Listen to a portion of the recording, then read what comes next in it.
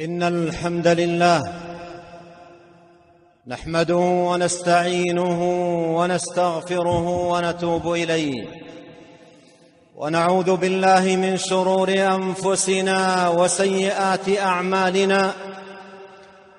من يهده الله فلا مضل له، ومن يضلل فلا هادي له، وأشهد أن لا إله إلا الله وحده لا شريك له، وأشهد أن محمدًا عبده ورسوله صلى الله وسلم عليه وعلى آله وصحبه أجمعين. أما بعد، أيها المؤمنون، اتقوا الله، فإن من اتقى الله وقاه وأرشده إلى خير أمور دينه ودنياه. أيها المؤمنون، ثلاثة أصول عظيمة وأسس متينة عليها مدار دين الله، وعليها مرتكز السعادة في الدنيا والآخرة، وهي واجبة على كل مسلم ومسلمة علما وعملا، ألا وهي الرضا بالله ربا، وبالإسلام دينا، وبمحمد صلى الله عليه وسلم رسولا. وهذه الأصول العظيمة لا ينال طعم الإيمان ولا يظفر بلذته وحلاوته إلا بتحقيقها. ففي صحيح مسلم أن النبي صلى الله عليه وسلم قال: ذاق طعم الإيمان من رضي بالله ربا، وبالإسلام دينا، وبمحمد صلى الله عليه وسلم رسولا. والرضا بهذه الأصول الثلاثة موجب لدخول الجنة. ففي صحيح مسلم عن أبي سعيد الخدري رضي الله عنه أن النبي صلى الله عليه وسلم قال له: يا أبا سعيد، من رضي بالله ربا، وبالإسلام دينا، وبمحمد صلى الله عليه وسلم رسولا، وجبت له الجنة. قال: فقلت يا رسول الله أعدها علي. ففعل، أي أن هذه الكلمات وقعت في قلبه موقعا عظيما، فسأل النبي صلى الله عليه وسلم أن يعيدها عليه. أيها المؤمنون، وعندما يدرج الميت في قبره يسأل عن هذه الأصول. ففي المسند وغيره عن البراء رضي الله عنه أن النبي صلى الله عليه وسلم قال، وذكر الحديث وفيه: ويأتيه ملكان فيجلسانه، أي المؤمن، فيقولان له: من ربك؟ فيقول: ربي الله. فيقولان: ما دينك؟ فيقول: دين الإسلام. فيقولان: ما هذا الرجل الذي بعث فيكم؟ فيقول: هو رسول الله صلى الله عليه وسلم. وفيه أنهما يسألان الكافر عن هذه الثلاث، فيقول: لا أدري. أيها المؤمنون، ومتأكد على كل مسلم أن تعظم عنايته بهذه الأصول الثلاثة تجديدا للإيمان مع تجدد الليالي والأيام. ففي سنن أبي داود عن ثوبان رضي الله عنه خادم رسول الله صلى الله عليه وسلم قال: قال رسول الله صلى الله عليه وسلم: من قال حين يصبح وحين يمسي 3 مرات: رضيت بالله ربا وبالإسلام دينا وبمحمد صلى الله عليه وسلم رسولا، إلا كان حقا على الله أن يرضيه إلى يوم القيامة. حديث حسن.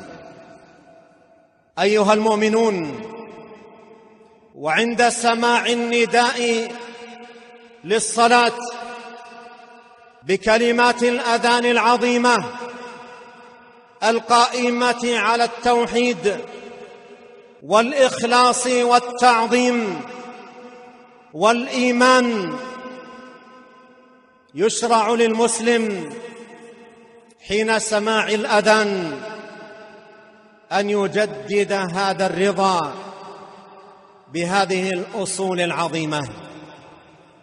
ففي صحيح مسلم عن سعد بن أبي وقاص رضي الله عنه قال: قال رسول الله صلى الله عليه وسلم: من قال حين يسمع الأذان: أشهد أن لا إله إلا الله وحده لا شريك له وأشهد أن محمدًا عبده ورسوله، رضيت بالله ربا وبالإسلام دينا وبمحمد صلى الله عليه وسلم رسولا، غفر له ذنبه. وموطن قولها بعد الشهادتين، بعد أن يقول المؤذن: أشهد أن لا إله إلا الله، أشهد أن محمدًا رسول الله. أيها المؤمنون، وبهذه الأحاديث العظيمة ندرك عظم شأن هذه الأصول، وأن الواجب علينا معاشر أمة الإسلام أن تعظم عنايتنا بها عناية مستمرة مع مر الليالي وكر الأيام، تجديدا للإيمان بها ومحافظة عليها ورعاية لها وتمتينا لها في قلوبنا. أيها المؤمنون، والمسؤولية عظيمة على الآباء والمربين والمعلمين أن يعنوا بالأبناء تنشئة لهم على هذه الأصول العظيمة، لتكون لحياتهم أصلاً متيناً وأساساً عظيما. فإن مثل هذه الأصول في دين الله عز وجل كالأصول التي للأشجار. ألم تر كيف ضرب الله مثلاً كلمة طيبة كشجرة طيبة أصلها ثابت وفرعها في السماء، تؤتي أكلها كل حين بإذن ربها، ويضرب الله الأمثال للناس لعلهم يتذكرون.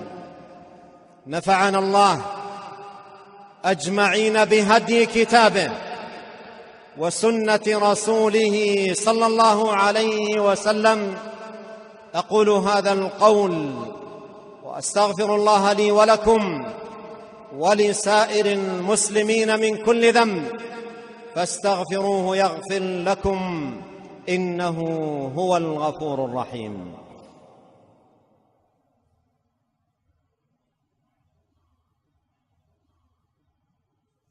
الحمد لله، أحمده حمد الشاكرين وأثني عليه ثناء الذاكرين، وأشهد أن لا إله إلا الله وحده لا شريك له،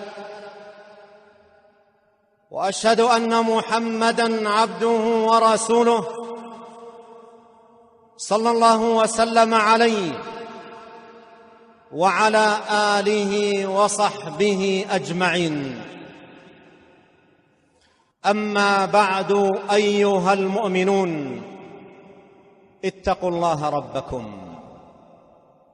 عباد الله، إن من نعم الله العظيمة ومننه الجسيمة التي من الله بها على الإمام المجدد والعالم المصلح شيخ الإسلام محمد بن عبد الوهاب رحمه الله تعالى، أن وفقه جل وعلا لتحرير هذه الأصول الثلاثة في رسالة خاصة عظيم نفعها كبير خيرها،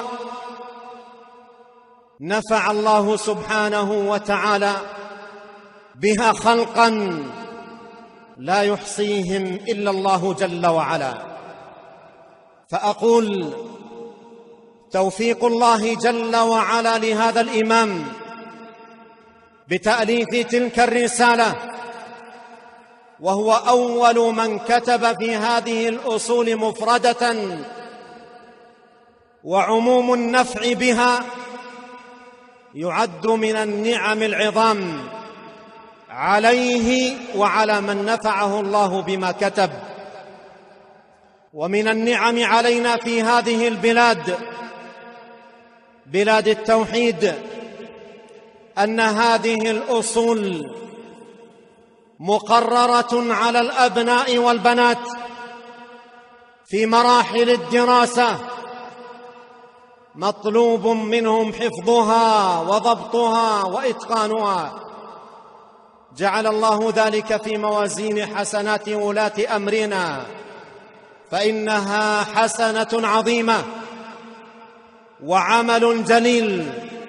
كيف لا أن ينشأ أبناء المسلمين على هذه الأصول العظيمات والأسس المتينات التي عليها مدار السعادة والفلاح في الدنيا والآخرة.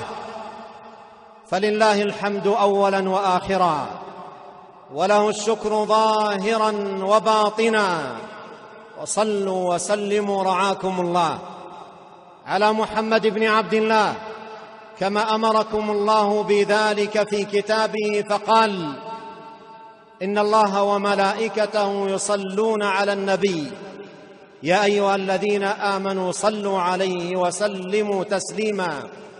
وقال صلى الله عليه وسلم: من صلى علي صلاة صلى الله عليه بها عشرا. اللهم صل على محمد وعلى آل محمد كما صليت على إبراهيم وعلى آل إبراهيم إنك حميد مجيد، وبارك على محمد وعلى آل محمد كما باركت على إبراهيم وعلى آل إبراهيم إنك حميد مجيد. اللهم ارض عن الخلفاء الراشدين وعن الصحابة أجمعين ومن تبعهم بإحسان إلى يوم الدين. اللهم أعز الإسلام والمسلمين، اللهم آمنا في أوطاننا، وأصلح أئمتنا وولاة أمورنا، ووفق ولي أمرنا لكل خير. اللهم آت نفوسنا تقواها وزكها أنت خير من زكاها. ربنا آتنا في الدنيا حسنة وفي الآخرة حسنة وقنا عذاب النار. اللهم اغفر لنا ولوالدينا وللمسلمين والمسلمات والمؤمنين والمؤمنات الأحياء منهم والأموات. وآخر دعوانا أن الحمد لله رب العالمين.